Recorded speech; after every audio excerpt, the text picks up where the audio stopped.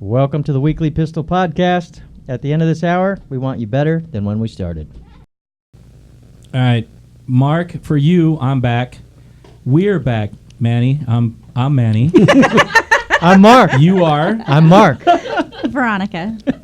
Josh. Fuck these intros. That went off so smooth. Yeah. So smoothly. That's what happens when we start drinking at 4 and the podcast starts at 5.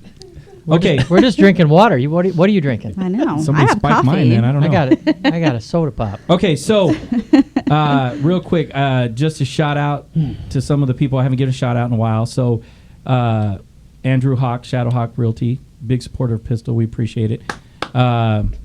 Also, we have a follower that left us a message on our last podcast, Maria Cepeda. So I appreciate you reaching out, leaving it. Is it Zapata or Zapita? Cepeda. Zapata. Yeah. I thought it was Cepeda. Cepeda, whatever. I don't know. Just saying. Let's not get all funny. crazy with last names and stuff. So. Right on. So one quick thing I was asked to bring up today. So T is obviously not here, and I don't think she was here last week either. Now that I think about it, right? No. Nope. So she wanted me to extend some information, and she wanted everyone to know that she's good.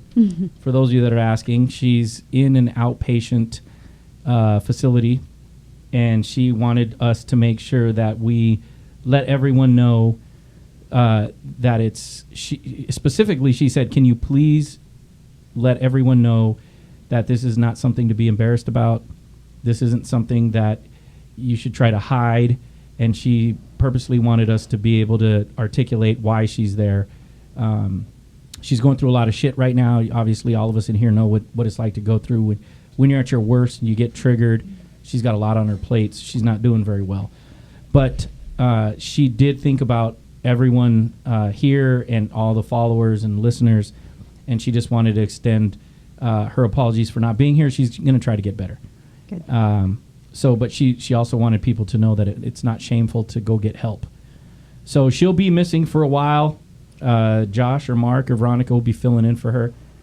And we'll just keep it going. And when she gets back, we'll welcome her back. And I'm sure she'll be crazy as fucking ever because it doesn't go away. Well, that's a lot of courage. Shout out to you, T, because Right. we'll be praying for you, and we think the world of you. And it is nothing to be ashamed of. You absolutely should get help, and absolutely should be right where you're at. So rock on. Yeah. Take your time. Get better. Yep. All right. So this week's topic, I got PTSD. Now what? So I think everyone here except one of us, Veronica, medically retired. Look, I'll just start with Veronica. And after your diagnosis, we all know each of our stories as far as why we're here, how we got here, and what happened after we got diagnosed and how we tried to go back to work and it didn't. So, Veronica, with you, the diagnosis comes, and as we know from your story, you just decide that you're going to walk away. Mm-hmm. So, if I had to start the sentence, okay, you have PTSD, now what? What happens? Well, I did try to work for a year. I stayed on. I mean, I was mostly off and stuff, hoping it would just go away and I could go back to normal. But now what? I mean, I've found new career goals, I guess, things that I can do now that don't have me in that same environment, constantly just adding more shit to my bucket, I guess. But can you do them?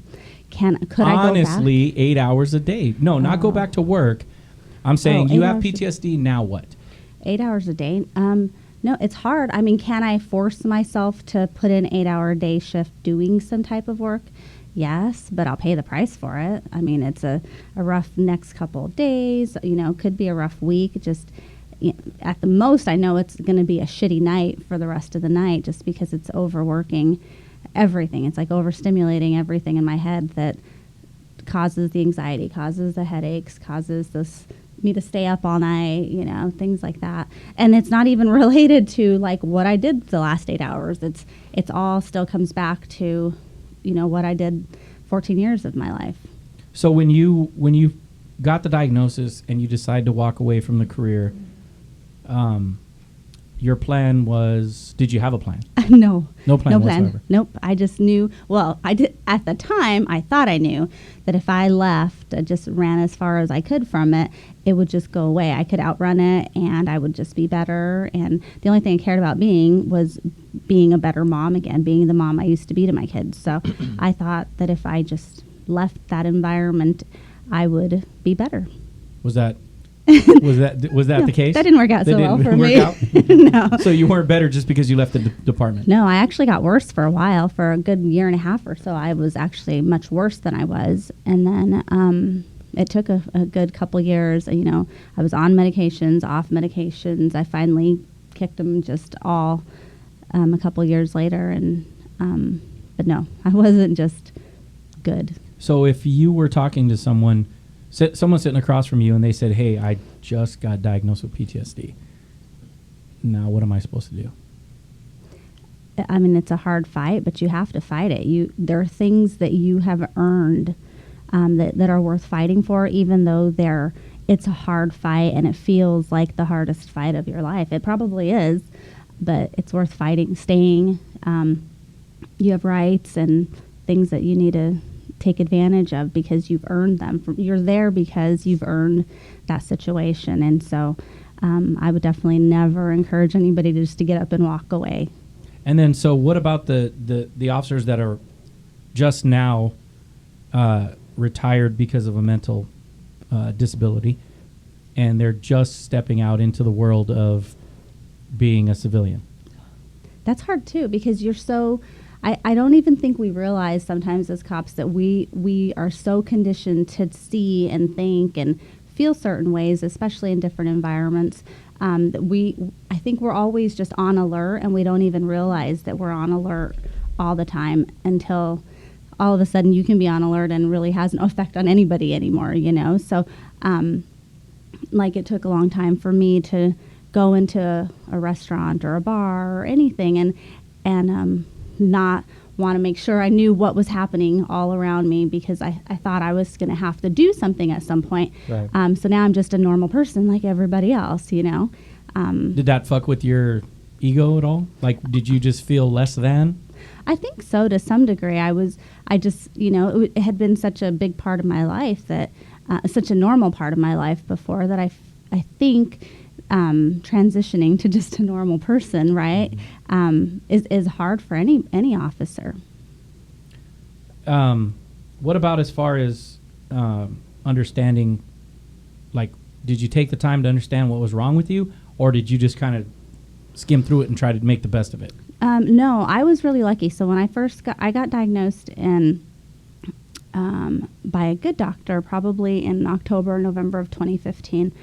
And she took the time when I first met with her to educate me and help me understand, because that was my biggest, I mean, obviously all the side effects of it were really crappy, but I have always been one who just needs to know everything. Like, knowledge for me has always been power. So she really helped educate me to what was like physiologically happening to me, so that I could at least know, and then in turn know what to do about it. So, and then by doing that and understanding the problem, would you say that you did you embrace it? Did you embrace the fact that you had PTSD, or did you deny it? Did you fight it? No, I knew I had to have had something. Like, whatever they were saying I knew I had something, because I had never been so fucked up my whole life. Like, never had any of the symptoms that I was experiencing, none of that. So I knew whatever they were saying, and I trusted them because I knew other officers had gone to these doctors and stuff. So I really put my faith and trust in them and believed what they had to say. And then, so what about now, as far as how many years out are you from your critical incident? 2015, so 4. 4 years. And you still, like T, you still struggle with things throughout the day that have nothing to do with PD-related stuff? Well, I think the underlying stuff is all of those those symptoms that I had from PD stuff, because even, like, you know, I obviously haven't been at the job for 3 years now, but even still, like, if I'm having a hard day and I actually sit and try to figure out like, well, what happened, what started it, if it's one of those days that I'm not noticing it until it's full blown, and I sit and try to figure out what happened, and I can go back and figure out what that trigger was or whatever. But like my dreams and whatnot, if I have a shitty night's sleep, and I wake up and I actually remember something from my dream, it's always PD related. So being this far out, being in the civilian capacity, your triggers, what do they consist of now, I guess? Sometimes sounds. I mean, I still notice like sirens, things like that. If I don't see the actual vehicle, but I can hear it coming from somewhere, that really gets to me still. Just sometimes just a lot of noises, too many noises. If I'm in an environment, then there's too much talk happening everywhere and it's loud and chaotic, things like that. And it's mostly, it just like overwhelms like my senses, I think. And that I guess crushing on your brain. Right. Josh, what about you? We talked briefly last night via text. You're 2 years out? Three and a half. 3.5 years out. And I think I had asked you a question. I don't remember I was drinking last night. I'm not gonna lie. But I don't remember what the question was. But you had said something. I don't know if I asked or you just said like, "Hey, I'm still worried that I'm going to get shot." And I think I said, like at work or just in general. Just in general, just with all the mass shootings, and everything. I just not necessarily that I'm going to get shot, but there's going to be a shooting and I will be there for whatever reason. Right. If it's at a mall for whatever reason that day, I'll be the one that showed up at the mall or the movie theater Right. or for whatever reason. So that's always on my mind. But as far as what now, I think mine's different, like I've always said, because I didn't get to the point everybody else did before they got to Pistol. I got here a lot sooner than everybody else. They were grasping at their last straw where I was just beginning to understand. And I think for me it was try everything that's offered. If you get offered an opportunity to, this might work, do it. I've done the neurofeedback. I've done therapy nonstop since then. I've done the EMDR. I've done everything with the hope that if it works a little, it helps a little, it's going to get better. Yeah. So there hasn't been anything. I've done ketamine. I've tried everything that work comp's been willing to pay. And I know that's not the case for everybody else, but do whatever they're willing to do. If it's simply going to therapy, go as much as they will cover. That's like Mark's analogy. He tries all kinds of shit, right? You're out into voodoo shit and you don't care. It doesn't matter. Yeah. I've drank chicken blood. I'm just kidding. If it works. It was fuck my blood. Yeah, it doesn't and matter. that was chicken. So I know you, I give you a lot of shit, Josh, but I mean, just because you only had, you're still, in my opinion, I think you're a veteran at the time. But from where you're at now, do you think, what now for you? Because you're still relatively, you're under 40. But do you think, what now? What now that I have this diagnosis? I know you're constantly consumed with doctors and you've got this beautiful little girl that you're dealing with.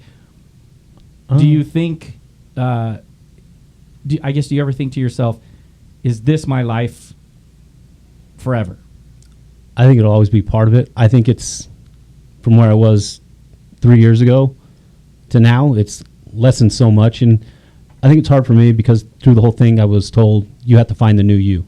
Right. When I'm complaining about headaches and all, like to a point, they would, traumatic brain injury, all that, they would just say, you've got to find, there's going to be a new you and you'll figure it out when you figure. Well, I'm 3 years in. I don't know if I'm at the new me or if I can still get better. I don't know where that is. So it makes it tough in that sense. But for the PTSD side of it, I think it's hard for me to say because I haven't had to do anything else other than go to appointments and then be with family. Right. So do you think by coming to Pistol as early as you did that help? Huge. And I think for officers on the job, if they can get there before it's their last straw, before they're saying, I need help, if they go early enough, I think they can stay on the job. I think they can find their way through Pistol to stay on the job. It's the ones where they're not getting the help of the PD or don't want to ask for it, and they keep putting it off. Now they find Pistol Too on late. the backside on their own, and now they're there, and it's too late. Yeah. And it seems like every time you go to group, those that are still working, and trying to push through it, being at work is making it worse. Well, yeah, we keep re-traumatizing ourselves, right? I mean, we get, you get 3 days off. It took me one whole day of sleep, and then 2 days off with the family. Right. And then I was re-traumatizing myself on my Monday again. Yeah. Right? Because you never knew, respectively in all our departments, you never knew what that first call was going to be outside of briefing. Right? You'd be shooting- Briefing used to just drive me nuts. Like my shift was Monday through Thursday, so I'd push all week. I'd get home every day and just crash, start over the next day. Thursday, I'd get home, same thing. Friday, Saturday were really shitty. Sunday morning, I'd wake up like, okay, I'm feeling better. Sunday night, I knew I was going back Monday, and it would start all over again for me. I loved briefing. That's when all the grab ass shit happened. All the pranks happened in briefing. Well, yours happened right after briefing, right, Josh? Yep. So briefing, and how many minutes later were you in that? Till I could get to the store, 15 minutes. Just the fucking drive. The drive. Yeah. See, I think that's part of the issue is that for the officers that are just now getting the diagnosis of PTSD, if you're getting it and you've already retired, or you're getting it and you're trying to figure out what this is, the now what is what really fucked with me, because I remember when I got my diagnosis, it was in just in 2012, late 2012, and I remember thinking, how the fuck did I get it? Like I thought PTSD and shell shock was all fucking military stuff, because they see the bad shit. And I think I remember thinking I could beat it. I got it. Like, I'm going to take some time off. I'm going to go to the beach. And when I come back, I'm not going to have these 4 letters behind my name. And unbeknownst to me and a shock to me, when I got to the beach, I still had PTSD. It didn't matter where the fuck I was at. And then the what next was everything that followed. The tsunami that I brought in behind me, and my anger, and the pills, like Veronica said. Like, I had no idea what the fuck they were giving me. Right? Like, for those of you that are just getting diagnosed, I'm not saying pills are bad, because you need that stabilization. Yeah. But, having never been on pills, I used to take Excedrin or whatever when I had a headache, aspirin or whatever for your heart. But when you're sitting down across from a mental health professional and they're telling you that you need to take antipsychotics because you're hearing shit in your head that nobody else is hearing, that's a kick in the balls. Scary. Right? Scary. Very scary. Yeah, because I don't know what the fuck's going to happen. Right. I'm learning all this as I'm learning it on the fly. Like, there's in the academy, you learn in the academy, then you learn in the FTO, then you learn on your own. Like, there's a natural progression. With PTSD, there was no natural progression. They said, hey, here's the deal. You got PTSD. It's because of this call. It's because of the job, what have you. And now you need to take Xanax because you're so fucking spun up and so stressed out. And I didn't know that I was stressed, right? Did any of you know that you were stressed out? Did you just feel normal?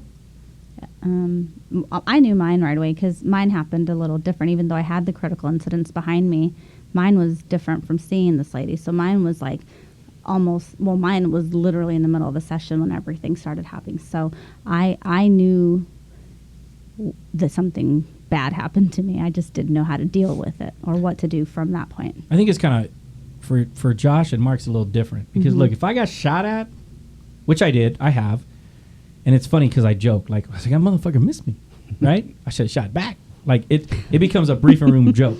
Josh's is real different because nobody wants to get shot. You're like, fuck that. That shit looks like it hurts.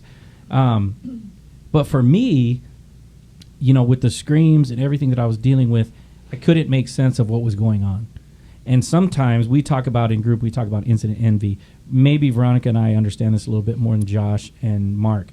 But sometimes, even after I got diagnosed with PTSD, I wish I had a story that made sense in my mind why I had PTSD, right? Because if I look at Mark's story, he should have PTSD, right? Who the fuck's not going to have PTSD from that?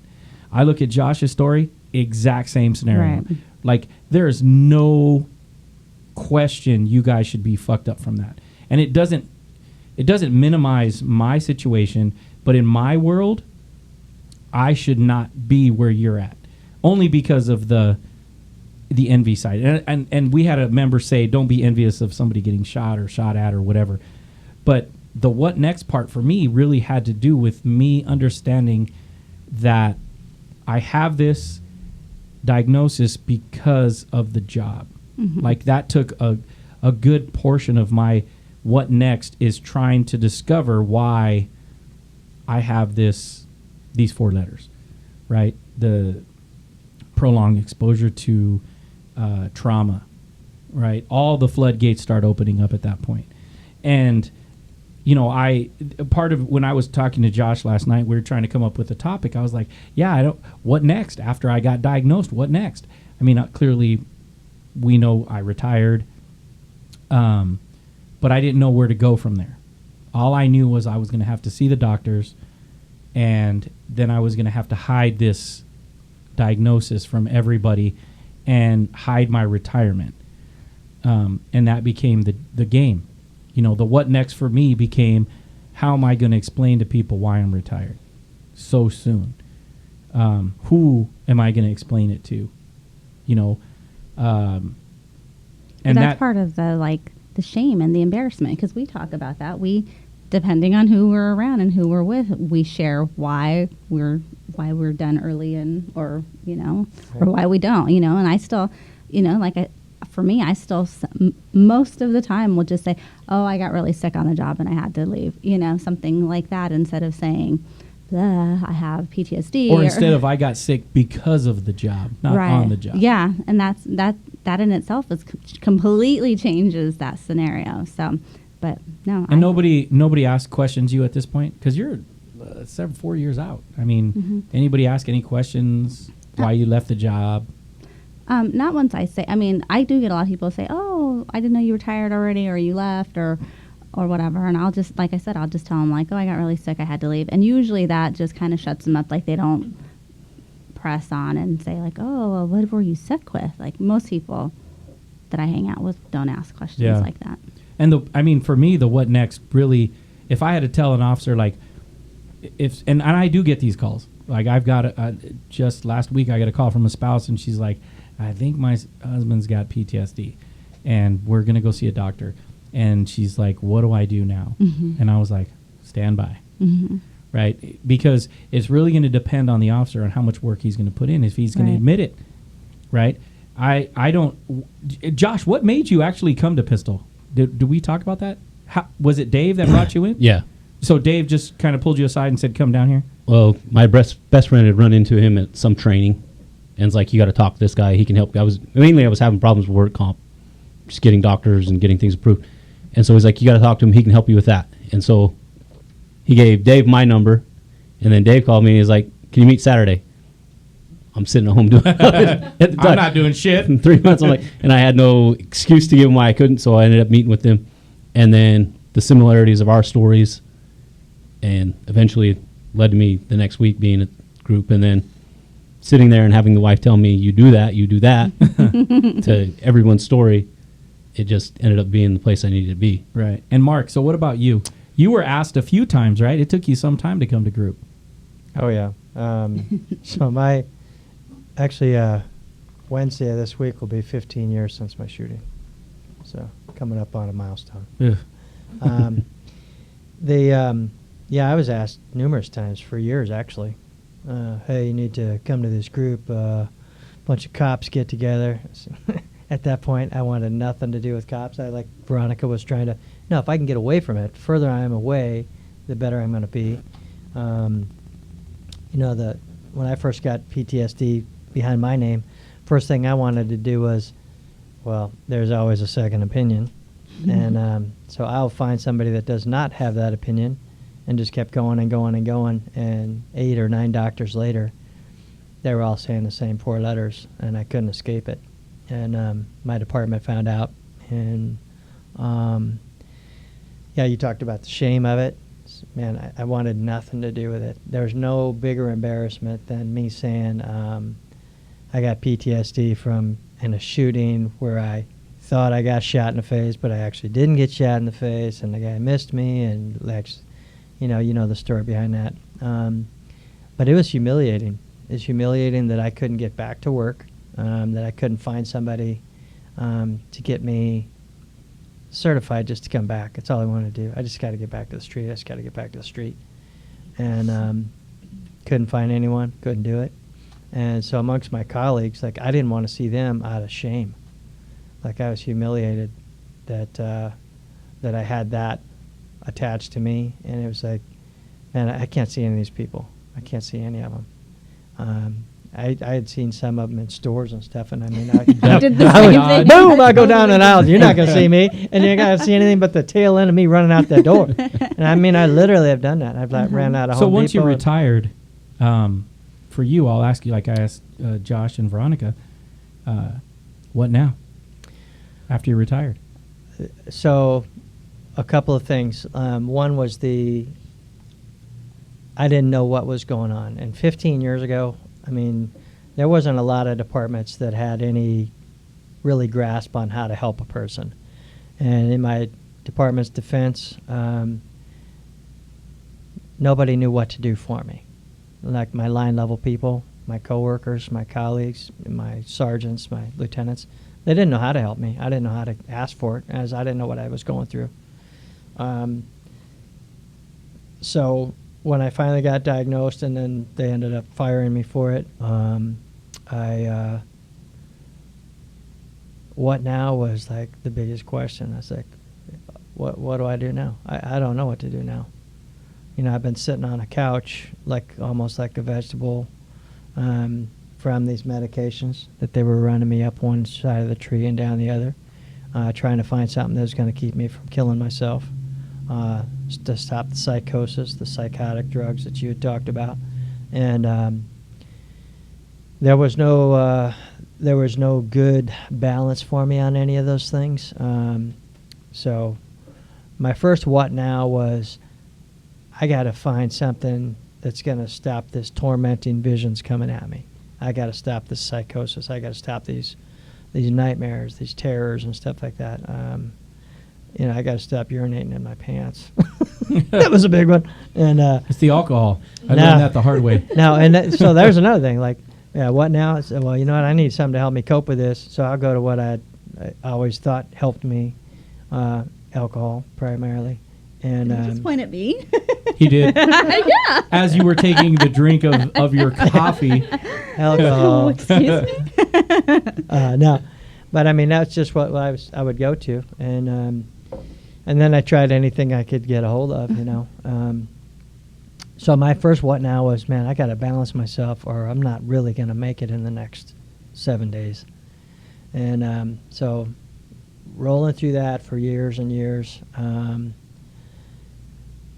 I actually decided, you know, what am I going to do? And as I told you a couple weeks ago, I had a family that, you know, my brother and my brother-in-law, they kind of bolstered me up and tried to help me through a construction and landscaping situation that they had. And even that wasn't going to work, and I knew it. I mean, I knew, man, I don't belong here. This is not working. This isn't working, and I'm just going down in quicksand further every week. Every week I'm further under. And and this, I said, what I'm going to do is I'm going to try to just get off my medication and find some crazy doctor. I mean, they got doctors that'll prescribe you witch doctor. pot. That'll prescribe you pot. So come on, I got to find someone that wouldn't give me PTSD. And so my goal was to get off my medication, and if I couldn't get back to the PD, I was going to go back into the military and finish out, 9 years and get a retirement that way, so I can have a mission in the world again. What And, happened? Man. It didn't work, huh? Yeah. Tried getting off all those meds. And then I was doing fine and was balanced in my view. But then a big tragedy came in my life, and my wife and I were getting divorced, and then that's when I, did another suicide attempt and got locked up for that. And so when I came out of there, I kind of slowly came to the realization, and not within days, I mean within years, okay, you've got to understand that your health and balance in yourself, that's your job. That's my job for right now. And thank God that he's over here and got in early, like you said. You get in early is going to make all the difference, man. You're not going to go into those dark tunnels I was in. And what you said, Manny, too, is, I had to find something that's going to make sense. Why am I going crazy from screams? Why isn't it, getting shot? And you talk about incident envy. I call it quantifying your trauma. You cannot quantify it saying, well, a shot in the face is worth 12 pounds of trauma. A bad dead baby call is only worth 2 pounds of trauma. It does not work that way. It doesn't work that way. If you're listening to this podcast and you're a police officer, I got news for you, friends. You already need some help right now. So go get it. Go get it, because it doesn't matter that you've never been in a shooting, that you never dropped their hammer on somebody. Go get help right now. The quicker you can stay away from all this. I know we're talking about what we've done to our families in future podcasts. You don't want to miss that, and you sure don't want to do that. Yeah. Do not do what I have done. I don't know about these two, but I'm going to tell you, it's torn up tracks behind me that I can't go back on. So you're what now? 15 years, almost to the day. Yeah. What would you say to an officer who was getting diagnosed today with PTSD? What now? First of all, like people like to say, yeah, you shot a flare off. It's more like you took a bunch of poker chips and you threw them all in the air. And all these things are flipping around, and you've got to shut up. You got to just literally, you have to cross your arms and just sit and let all of those chips fall. Some of them are going to be heads for you. Some of them are going to be tails for you. Just wait until they've all come to rest. Give yourself that time and respect and reverence for this process. What Veronica said, man, you've got to fight. Do not stop this fight. And the problem is, you're in the worst point and case of your life for you to do a mentally cohesive fight and balance for yourself. That's why you got to bring in professionals. You got to bring in good doctors. You got to get an attorney. Mm-hmm. You have to get an attorney. And PISTLE will recommend some great ones to you. And but let all of that stuff happen without your input. And as soon as those are done, then you go around that table and you pick up everything that turned up for you, every heads. And then you take those, you set those aside. It's a long process. It's going to suck. You're going to, I ain't got time for that. Come on, I'm going to have input in my life. This is my life. I'm going to make. Yeah, that's the cop in you. Well, because you're trying to get back to the black and white. Yeah, you're trying to get to Doesn't whatever. matter. You're trying to get what life used to be. And you know what? Life is not what it used to be. You know when that happened? The minute you arrived on that call. That's when life was no longer what it used to be. It started right then. Or when you fucking went 10-8 your first assignment. Yeah. Or your first call as a firefighter. Yeah. Whenever that tragedy happened, no matter how minor it was, if it set in your soul and it imprinted you, life has changed from then on. So, I don't know. I want you to be patient with yourself and let this process happen. Because what's the what else could you do? You're either going to keep fighting this, and it's going to be a battle regardless, right? Like you're gonna be stuck fighting. You're gonna have divorces. You're gonna have bad relationships. You're gonna get in trouble at work. Like it doesn't just go away because you ignore it. Nope. It's gonna get I think worse. that sometimes, and I'm learning with the fire guys as I work with them that, we like to blame others for our own problems, like our anger issues, our drinking issues. Yeah. But the what now, I think if I could go back in time, I would do things far more different. I don't think I would be so hesitant to get as the help that I needed or the correct help I needed as long as I waited. Because I kept thinking, like I said, I could beat it. Like, nobody tells you what this shit does to you. Well, and you know what else, too? Like what I think Veronica had touched on, and that's I had such faith in these doctors and what they said. Although prior to this, I didn't think they had any credence at Right. all.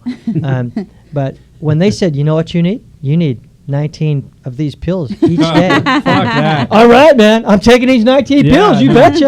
And I'll tell you what. I mean, blindly, I went into this with no research. I mean, there wasn't even YouTube and stuff like that 15 years ago. Fuck, So how I mean, old are you? I'm 75. Jesus. I'm 75. You patrolled with Jesus Christ. I did. I was around when Jesus Christ had his moment of doubt and fame.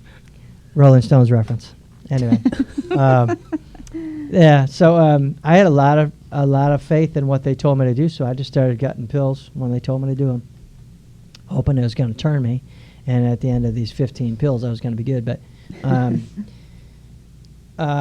do a lot of research, man. Do a lot of research. Get multiple opinions too. And see, you're not going to get that outside of your department or within your department. You right. got to get it outside and on your own, or you're going to be subject to who the department sends you to, which is the lowest bidder won your health care. Think about that. So that's the person that's going to have your fate and your future in their hands. If you don't go get a second opinion on that, you're a fool. You've got to. Well, I think the EAPs, even in the departments, don't understand, and they're trying to cut corners Yeah. on the backs of officers and firefighters.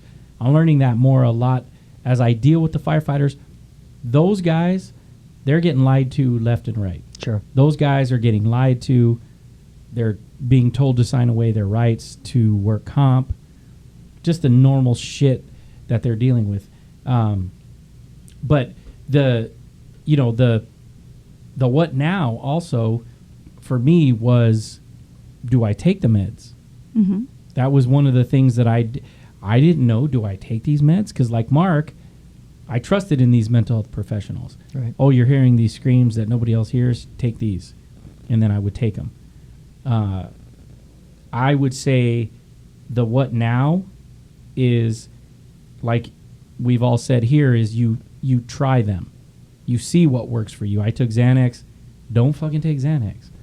Just my personal opinion. Well, yeah. Just like Ambien. Don't yeah. take Ambien. Ambien's rough on you. You know, Seroquel is murderous on you. Right. Don't drink. The last thing you need to do, like all these things were All of not it. laid out before That's good. beforehand. Like you're not gonna find the answer at the empty bottle of Jameson. I've tried. No. I keep looking. Or the empty bottle of There's anything. Nothing. But I can No. tell you this, like you said, and where you're going with this is keep looking and keep trying. Like even today, so I'm drug free. I've been off my medications for a solid 5 years now, and How the fuck do you sleep?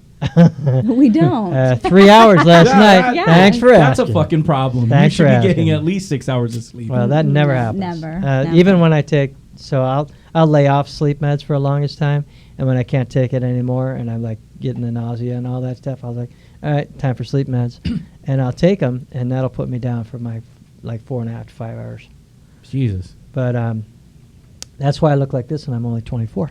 So it's premature aging. That's good. But I try alternatives all the time, and I've said this many times too. You got to have a lot of hooks in the water to get a couple of fish out of this deal, and that is, I'm trying yoga, I'm trying meditation, I'm trying prayer, I'm trying reflexology, I'm trying lymphatic therapy. If you can bring something to me, next month I'm trying AMT with Dr.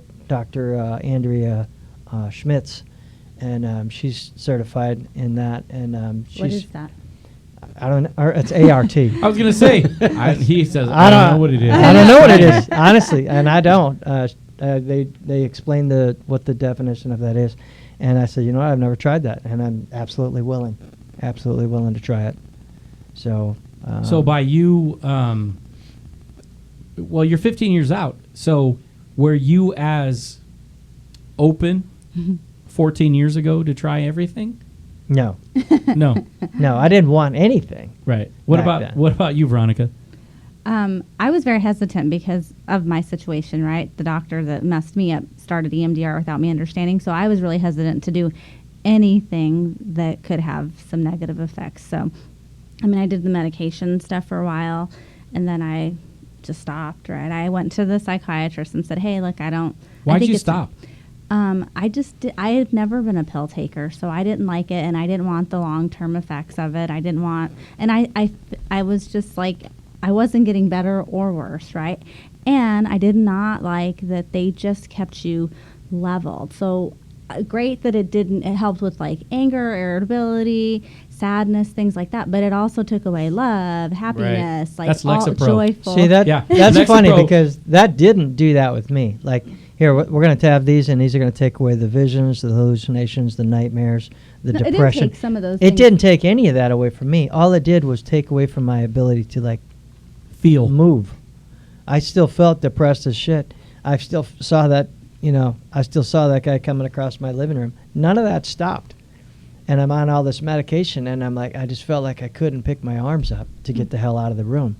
And so I'm like, why am I taking this? So I took my medication, but with huge reluctance. I'm like, I can't stand this. No, It makes when me I feel went terrible. in to finally tell her, when I finally told her, like, hey, I'd like to start just weaning off of this, right? Like, take me off of this however you have to. And I was told, like, oh, I don't think that's a good idea. And they wouldn't, right? So I just said, okay. You're like, well, fuck so it, I'll do it I myself. did it on my own. Yeah, I just stopped. And What about you, Josh?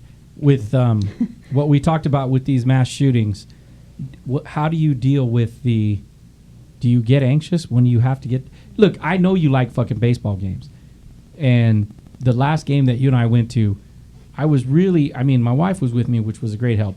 But I was really only there because you were there. And I was like, Josh can do it, I can do it. So, and I'm thinking to myself the same thing. I'm like, well, this motherfucker, he got shot in the face. and he can go. And he can go, then I can go. Yeah, And you're- I'm yeah. following Josh's lead, right? We get there, and he's like a Quantifying. fucking pro when we get. I was like, go here. Yeah, we get there, and he buys this fucking 36-ounce can of beer. And by and the I'm way, like, he's making a gesture this Yeah. big. 36 ounces. This and I was big. like, I looked at my wife. I was like, Josh, buying a beer. I'm buying a beer, right? And I get to whatever he had, make it a double. So what about for you?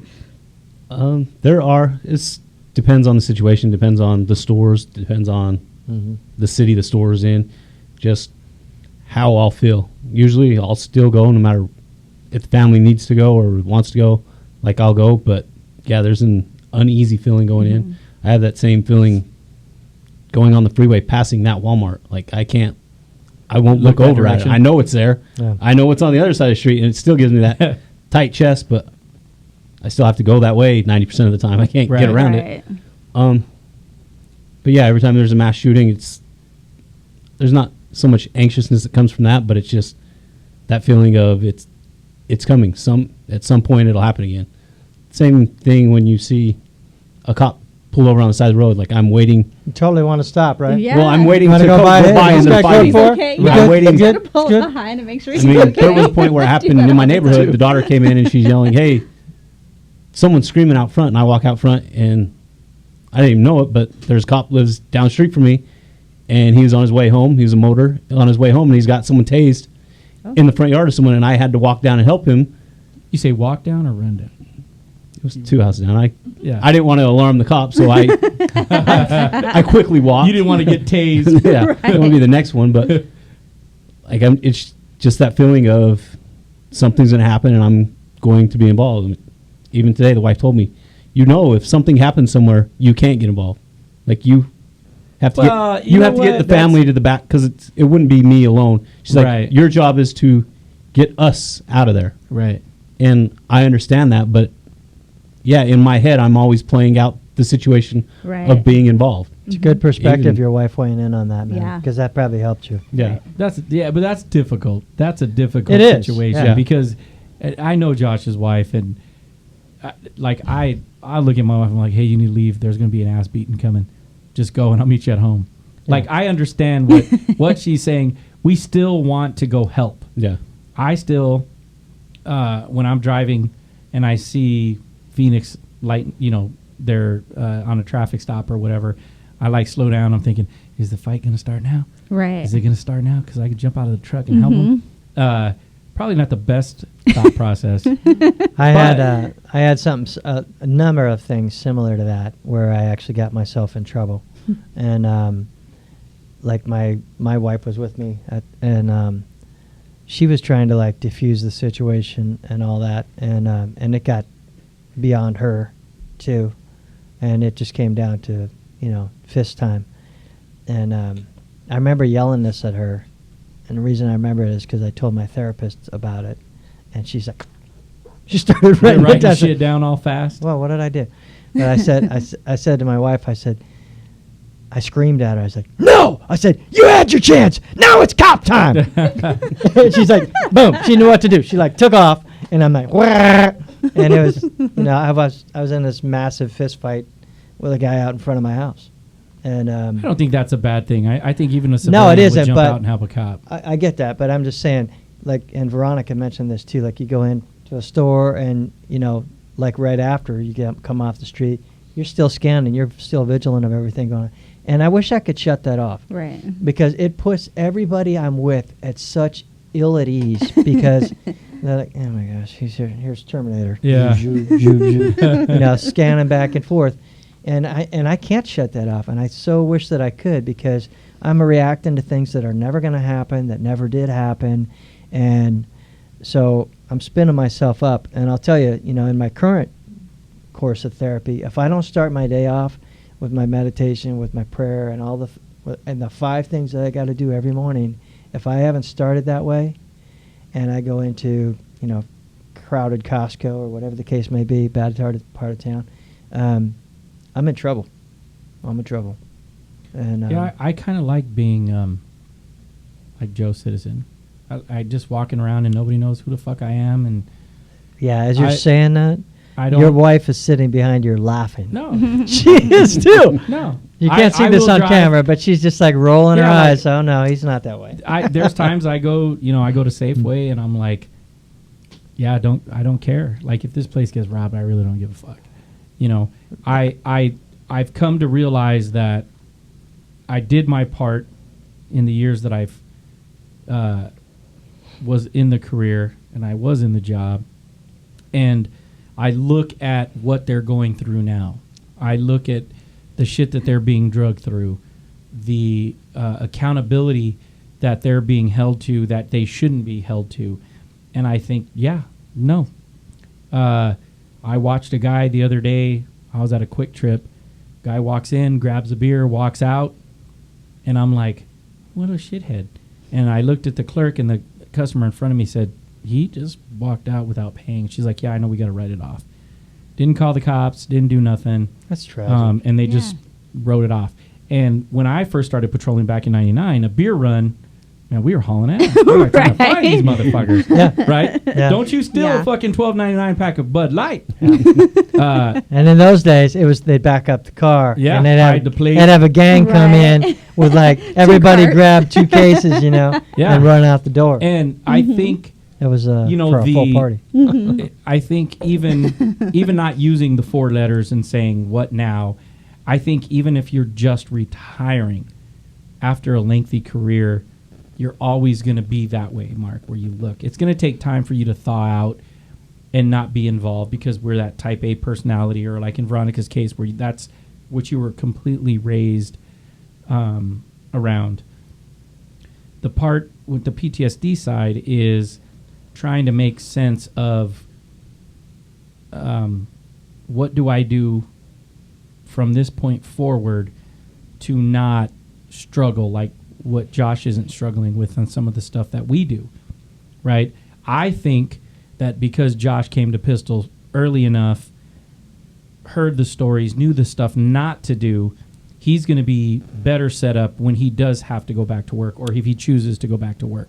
I cannot. It's very difficult, and I do it all the time, but it's very difficult to work a solid 8 hours and not be fucking exhausted. Right. Sure. My mind is just fried. Yeah, I don't And know how it's you just do it. every day is the same. Like when Veronica talks about her closets, I'm like, you're doing fucking math?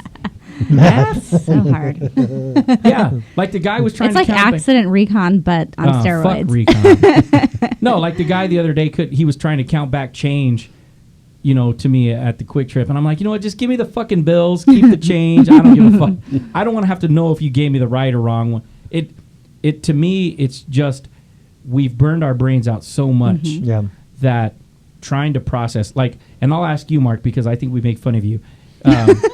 When it comes to your projects, when you're trying to fix something, Oh my gosh. how long does it take you to work a project? Oh man. And we have a construction guy in the house too, so he'll know if you're lying. So here's a good example for you. I put a bathtub into a person's house, and when you come up out of that floor, like there's this hole about this big, and that pipe has to be exactly where that tub is going to be. Well, the tub isn't anywhere yet, and neither is the pipe. And so you're like, Trying to figure it out. yeah, well, before it'd be like, okay, just simply put a square across here, put a level across here where they intersect. That's where you want your thing to be. Draw a straight line and stuff. That took me, like, I want to say 10 days. 10 days? How long should Just it to have figure taken? that out. It should have taken me like 35 minutes. Yeah. And it took you 10 days. It's hard. It's It's so like, hard. wait a minute. No, wait. But the tub's going to float around here. If I get it off and I build the tub frame. Oh, my gosh. What did you tell the customer? You're like, this should be a 10-minute job, and it's actually a 10-day job? They knew that kind of going in. I don't think they knew it was the extreme that It it was. reflects the price. And the other thing was I was like, I can't even think about that right now. I'm going to go over here and Yeah, scrape see, something. that's what I have to And do. I could- I have to just totally turn it off and Yeah, then leave. I got to Like, go can't around, even and I'd continue go some on the thinking. other side of the room, and I'd just start, banging on something to get some. I got to get some To make it frustration sound out. like you're working. No, I was. I'm just saying. It's like, but yeah, it was blowing my mind that I couldn't find out the center point of this circular drain in a square that had no oh my gosh. And then the tub was going to come floating in there like some sort of magic carpet and float down right on top of that thing directly in the center of it. Oh man. It was That's fucking driving funny as me shit. up the 10 wall. days.